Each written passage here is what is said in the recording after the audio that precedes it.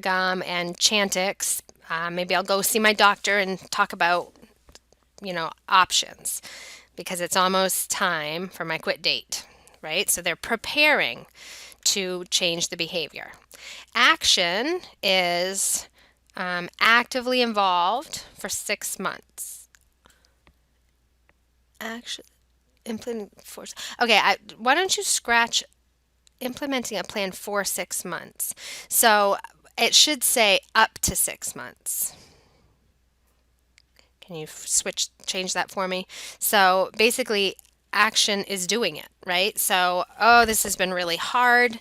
It's been 3 months, and I still crave cigarettes, but it's getting a little bit easier, right? So then after 6 months, if they've been doing it for after 6 months to a year, then they're in a maintenance phase, right? So I used to be a smoker, but I quit 6 months ago or a year ago.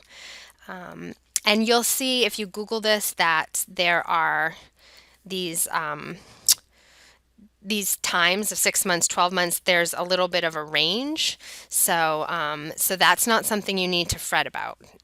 Action is you're doing it. Maintenance is you've been doing it for at least 6 to 12 months, and you're hopefully not going back. But guess what? Especially with alcoholism and addiction in general, there you expect a relapse, right? So it's normal.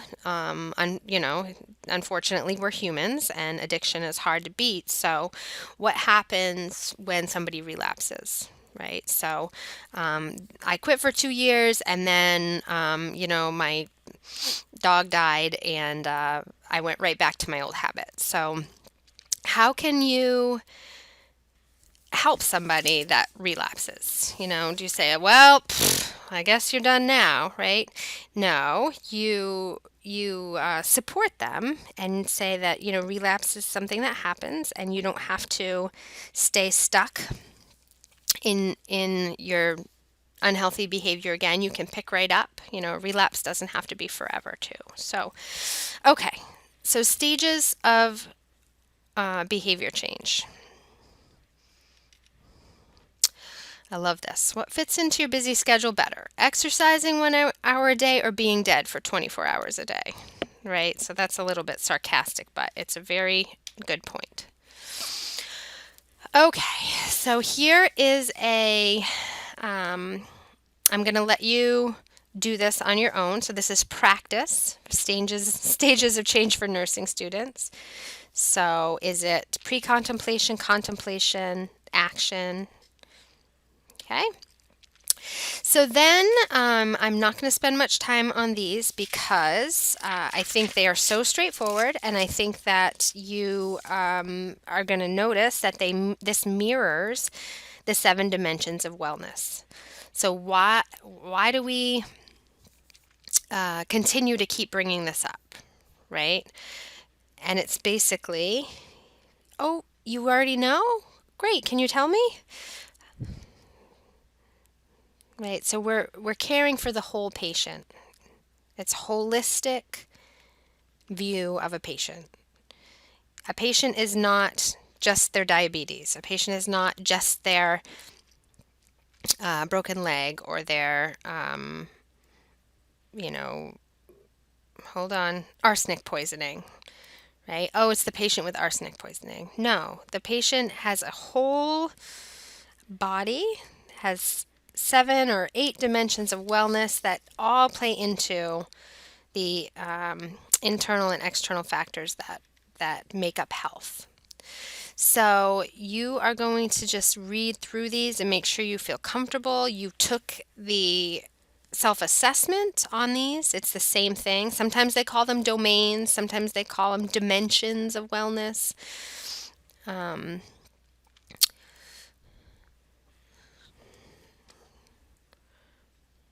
See if you can think of an example, right? So how does the psychological domain of health affect you right now, right? So, so stress management, right? So you get stressed about money and school, and how does that affect your sleep?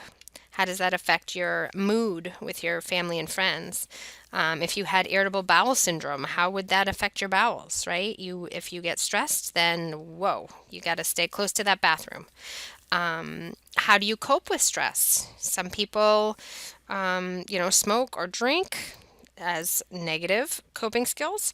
What are positive coping skills? Some people go for a walk, call a friend, take a bath, and say, okay, I'm just going to do this for myself, and then I'm going to get back up and study again.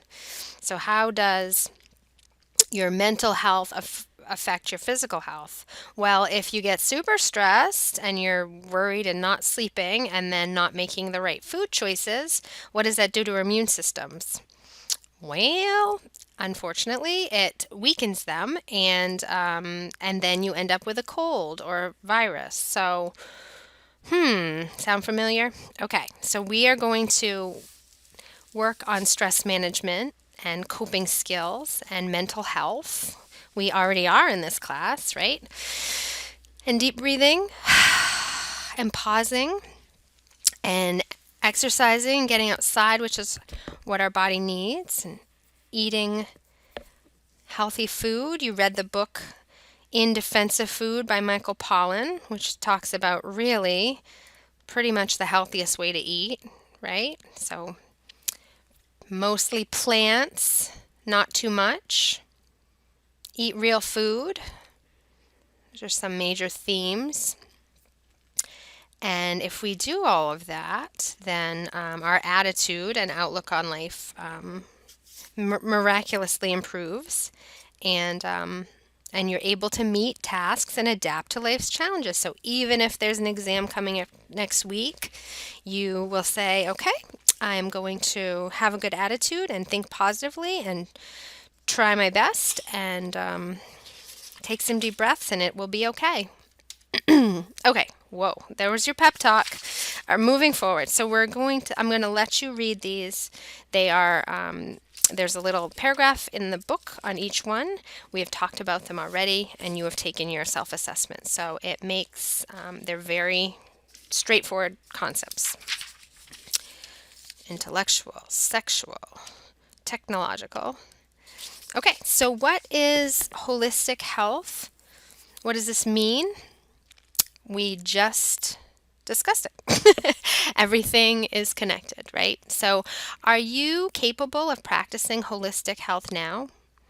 Or are you maybe judgmental? Like, well, she's the one who got hooked on heroin, so, you know, she's fell down the stairs and has, multiple broken bones because she's an addict, So, is that attitude and way of viewing a patient situation? Is that caring? Is that a holistic view?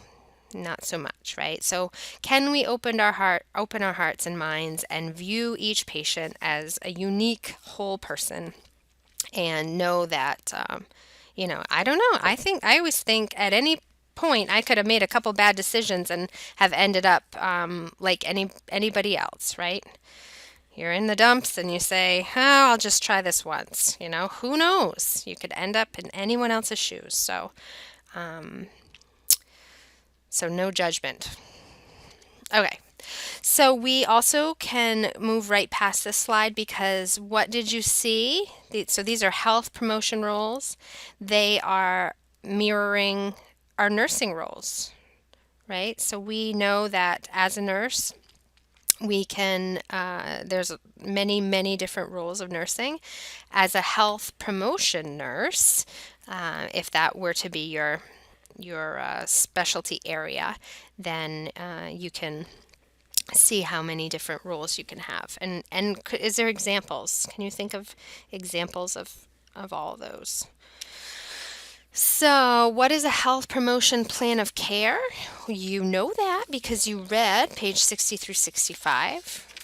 So this, to me, why is this important?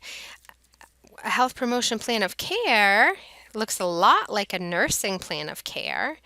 However, it's focused on achieving holistic wellness. So you've already done a nursing plan of care, and this should have looked very similar, right? So you're assessing, taking into consideration the whole patient, making your interventions and evaluation, and you're looking beyond just the patient, right? So in the hospital, you might, your nursing process might be a little more narrow, right? Because the food and water that they eat is just coming from the hospital. But once they go home, you're looking, I guess I should say the health promotion plan of care is just more focused on the whole person, including their family and community. Oh boy, that's a review right there. One thing I didn't say on the previous slide is that just like in the nursing process, you want to have well formulated goals that address specific benefits. So it's very much the same with the nursing process. When you make your your interventions, the goals and the interventions are specific and measurable, and they have a certain benefit in mind. Okay, so this, I feel like you may have heard this before. Did I? Wait, I think I already gave you a slide on this. Um, But if you haven't, then you want to put a big star and a circle around this. As you will see on your blueprint, your test blueprint, there's also a couple questions on levels of prevention.